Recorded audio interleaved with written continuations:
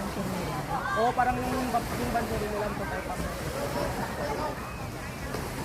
Wala na kayong babayaran doon. Hindi na kayo palipos.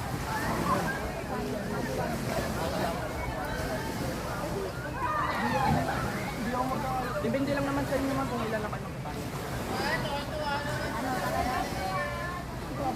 Hindi ko tayo pamilya ako sa pamilya ako. Kapag hindi na. Doon kasi sa Mindan siya, hindi tayo kasi maraming puno. Mas maganda maligo.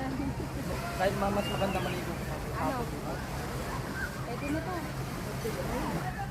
Pero kayak muna tayo dito lang.